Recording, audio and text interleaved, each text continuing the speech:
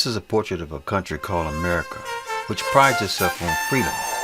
But now it finds itself perpetually hungry, with freedom being slowly removed from its diet.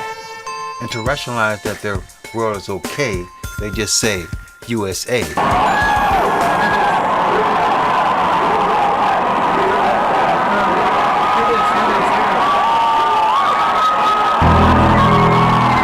Is America turning into a police state?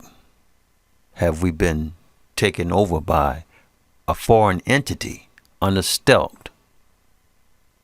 Or is America in the Twilight Zone? The United States has 5% of the world's population, yet it almost has a quarter of the world's prisoners. Now that's because Americans are locked up for writing bad checks, using drugs. In other countries, they wouldn't even consider it. And Americans are kept in prison longer. During the Boston bombing, Americans were forced out of their homes at gunpoint.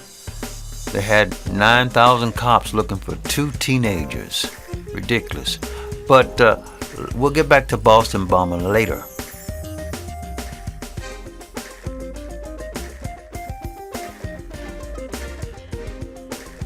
Children of today are trained to be slaves, to be scared of guns.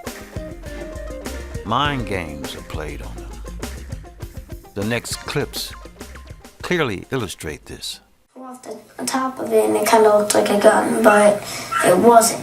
Across the nation tonight, he said he meant no harm, but that young boy's school didn't see it that way. You see, Josh there was munching on a strawberry Pop-Tart at his elementary school in Baltimore when he said it started to resemble the shape of a gun. And he pointed it in the air, and that was too much for the boy's teacher. So the boy's father got a phone call and couldn't believe what he heard.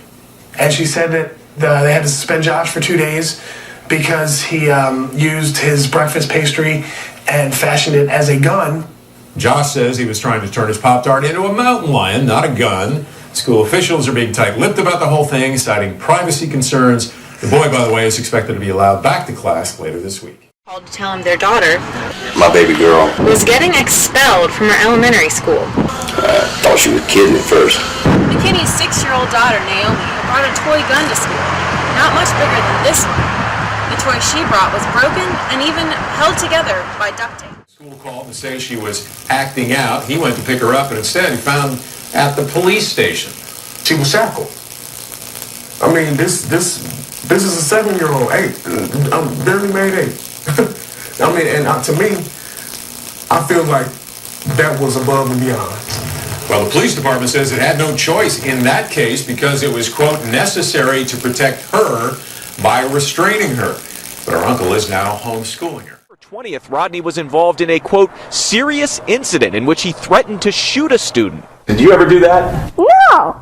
Rodney says his trouble started earlier that day. I went into my desk, and then I got scissors, and then I just pretended it was a gun. He was sent to the office, then later sent again for something similar. He says then his teacher sent him a 3rd time when a friend did this. Just pointing her fingers like this, and then she did the pow sound, and I just went like that.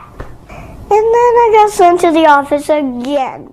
It says one of them went overboard. He yelled at me and said that I shouldn't have never brought a gun to school, and I kept telling him that it was a paper gun, but he wouldn't listen.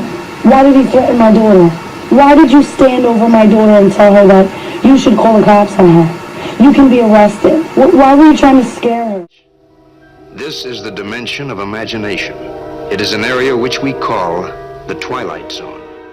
With a police state growing, you need a tattletale society. So we're being trained to turn each other in. Inside this home on Goldstaff Lane, the woman who lives here called Charlotte Mecklenburg police about her Pop-Tarts. She said they'd been stolen, and she fingered her own son as the culprit. As you might expect, neighbors were stunned beyond words. What do you think? Insaneness is all around us. I mean, if I told you that our government was torturing people, you wouldn't believe me.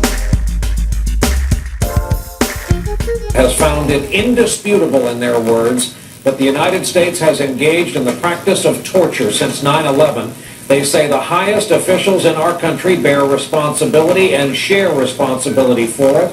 The report says torture has damaged the standing of our nation, on top of potentially increasing the danger to U.S. military personnel taken captive. On top of all of it, the commission found no evidence that torture ever yielded any key information, no information that we are any safer because... Another article on torture. Gitmore is killing me. This guy, he's gone on a hunger strike since February 10th. He's lost over 30 pounds. And he will not eat until they restore his dignity. He's been in prison for 11 years and 3 months and never been charged with a crime. On March 15th, he was sick in the hospital and refused to eat. A squad of 8 military police officers in riot gear burst in and they tied his hands and feet to the bed and forcibly inserted IV into his hand. He spent 26 hours in this state, tied to a bed. He was not permitted to go to the toilet. They inserted a catheter. He was also subjected to force feeding, where they stick the tube down your throat. Very painful. I'm going to play you a clip of the mainstream media to confirm this story. Where 100 of 166 prisoners are on a hunger strike, some since February. Their lawyers say they're protesting years of detention, most without being charged, and no release in sight.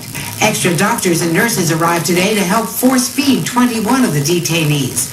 This despite the American Medical Association's protest to Defense Secretary Hagel that force feeding, quote, violates core ethical values of the medical profession once a prisoner makes a rational decision to refuse food.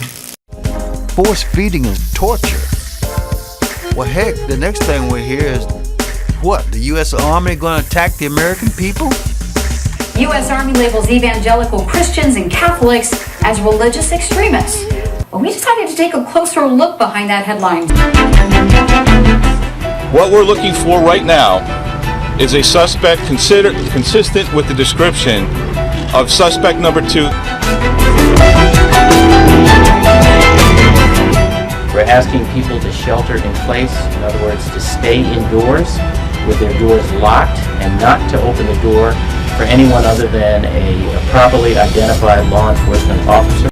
I'm sure you remember this clip when the police were playing like they really didn't know who the suspects were. Somebody out there knows these individuals as friends, neighbors, co-workers, or family members of the suspects. Though it may be difficult, the nation is counting on those with information to come forward and provide it to us. The police were playing like they really didn't know who the suspects were when they really did know. And I have the proof right here. Listen to this clip, and this is where they paid them money. They knew who they were all the time. Words of one Massachusetts official, the Zarnaev family benefited from a stunning amount of public assistance. More than $100,000 of taxpayer money went to support the accused Boston bombers and their parents. The Boston Herald revealed the new details. Benefits for the Zarnaev brothers and their parents included such things as cash, food stamps, and Section 8 housing over a decade from 2002 to 2012. And the older of the two brothers, Tamerlane Zarnaev, received more than $5,500 in financial aid for college. The new details are part of 500 documents handed over to a Massachusetts state committee investigating the amount of benefits the Zarnaev family received. It's not clear whether any taxpayer dollars were used in planning and executing the actual bombing. Most of the plots that you hear on TV are controlled and financed by the FBI, CIA, and they use this to take away our rights. The FBI later questioned the friend of the bomber to see if there was any connection, but the investigation went wrong and they ended up killing the guy. They said because he lunged at him with a knife and they felt threatened, so they had to take him out. That was the official story. But let's listen to the other side. Because they appear to show that he was shot 6 times in the torso and once in the back of the head. The rear of his head, sort of at the crown of his head. How does that comport with the FBI's story that he was killed during questioning by armed agents who were only acting in self-defense? Shot 7 times, including in the back of the head? The latest account of events from an unnamed US government official states that as the interview began, an officer moved a samurai sword out of Todashev's reach. He was then questioned for around 8 hours into the night. According to the account, one of the detectives noticed Todashev acting odd during the questioning and texted the FBI agent alongside him. Then suddenly, Todashev flipped over the table and pushed the agent against a wall before coming at him with a long-handled object. The agent fired several rounds while trying to stop him. Todashev's father said a photo of his body showed 6 bullet wounds to the torso and 1 to the back of his head. Bottom line, our government will kill you if you don't agree with it. Watch this clip. In a controversial and aggressive program, the U.S. Bureau of Alcohol, Tobacco, Firearms, and Explosives has sent hundreds of people to prison for plotting to rob drug stash houses.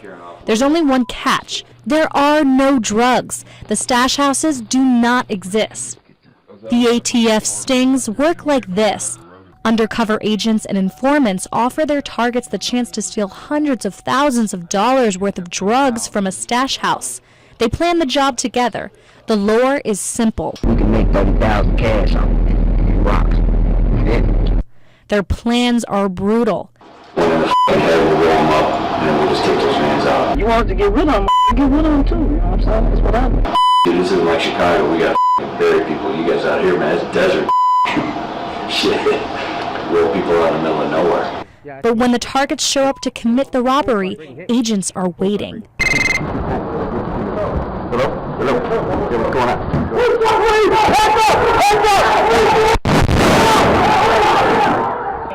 The ATF says these stings are critical for locking up armed criminals, but critics, including some judges, say the stings are too dangerous, too costly, and come too close to entrapment. But the more curious cases are the remaining 17, for which the federal government has taken credit. They all have a common and reprehensible thread. They were planned, plotted, controlled, and carried out by the federal government itself. In all of these 17 cases, from the Fort Dix 6 to the Lackawanna 7 to the Portland Parade bomber, the feds found young men of Muslim backgrounds, loners who were bitter in America. They befriended them, cajoled them, and persuaded them that they could change the world by killing Americans. In all these cases, agents worked undercover and portrayed themselves to the targets as Arabs of like un-American mind. In some cases, the federal agents used third parties to act as middlemen. The third parties were typically persons who had been convicted of crimes and who, in return for leniency at their own sentencings, were willing to work with the same feds who prosecuted them in order to help the feds entrap whomever else those feds were pursuing.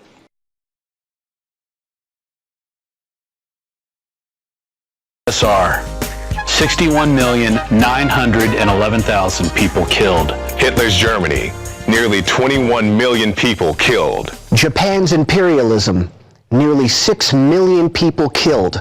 Western colonization killed over 50 million people. Pol Pot's Cambodia, funded by the U.S. government. 2 million people killed. China's Communist Party, as many as 76 million people killed between 1949 and 1987. And the list goes on and on. Demand to know why the Department of Homeland Security bought more than 1.6 billion hollow point bullets. How many more people does government have to kill? Your own federal government is plotting against you to take away your rights and enslave you. And by the way, waterboarding is not new. This has been going on for centuries. They're just imitating the past.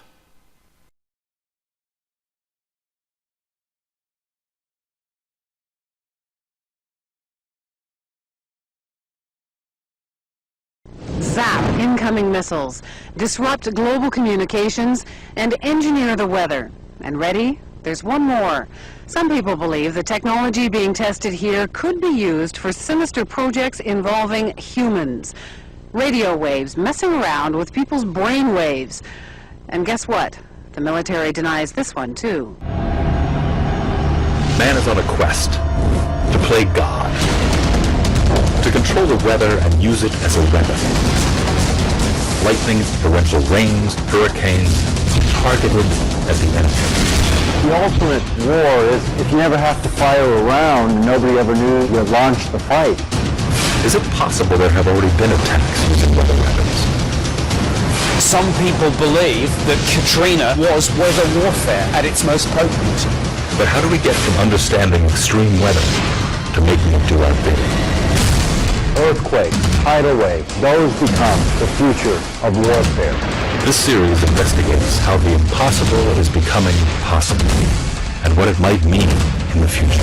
If an enemy could change the jet stream over North America, it could plunge North America into an ice age.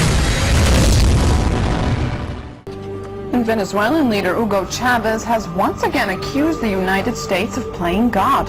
But this time it's Haiti's disastrous earthquake that he thinks the U.S. was behind. Spanish newspaper ABC quotes Chavez as saying that the U.S. Navy launched a weapon capable of inducing a powerful earthquake off the shore of Haiti. He adds that this time it was only a drill, and the final target is destroying and taking over Iran. The U.S. Patent Office granted a patent to a Houston-based scientist, Dr. Bernard Eastlund, for an invention which Dr. Eastlund says could be used to change the weather. Dr. Eastlund says the invention could also be used to disrupt communications all over the world and might be used to destroy or deflect a missile attack. There are reportedly a total of 5 known ionospheric heaters, including HAARP, in the world today. There are possibly 20 other ionospheric heaters in existence all over the world. December 2001. Scientists at NASA's Ames Research Center in Palo Alto, California make a discovery. In studying more than 100 earthquakes with magnitudes of 5.0 or greater, they find that almost all of them are preceded by electrical disturbances in the ionosphere. Could there be a connection to HAARP or a facility like it? To say that HAARP can artificially excite the ionosphere in such a way to cause an earthquake, well, it alarms me. Yeah, we should all be alarmed. Here's something else to be alarmed about. President Obama is going to be putting Russian troops on the streets of America. Yep, you heard me. Russian troops in America. In the case of disaster, maybe a big sporting event. I mean, how come we can't do this? Why does he want Russian troops? It makes me wonder. He wants to control our guns. And then he's bringing Russian troops in, not to mention all the FEMA camps that they're building. This facility was supposed to have closed in June of 1993. Yet instead, several $1 million in federal funds have been spent on supposed renovations over the past 2 years. Okay, I'm going to give you proof. I never say anything without proof. Here's Michael Savage. Listen to him, a national radio host. Russian soldiers will be put on U.S. soil by Obama to provide security at U.S. events. That's right, you heard me correctly. As part of a deal signed last week in Washington, D.C., between the Ruskies and FEMA. You know who FEMA is, don't you? The people with the camps ready for you. Russian soldiers are going to be put on U.S. soil to provide security at mass events in the United States. Do you have any idea what this means? The use of foreign troops or other officials in a law enforcement capacity providing security inside the U.S. is illegal under Posse Comitatus, but it does not prevent this regime from violating the Constitution again. Many people fear that this government is getting ready for some major action against the people. They think that this gang that targeted their political enemies through the IRS and through the NSA is getting ready to use foreign troops on our soil, who will not hesitate to shoot, to kill. That was signed just last week between FEMA and Russia, the Russian Emergency Situations Ministry and FEMA, where Russian soldiers will provide security at mass events in the United States. This is illegal. It's a violation of the Posse Comitatus Act. Whoever signed it for the U.S. government should go to prison, just as the IRS manager should go to prison, just as other out-of-control government bureaucrats who belong who, in my opinion, belonged in Eastern Europe, working for the Stasi. But this is what's emerged under this criminal administration. I don't have any other words, nor do I have the time to mince words. Obama is a gangster. He's running the country like he's a gangster commander, not like the president of all the people.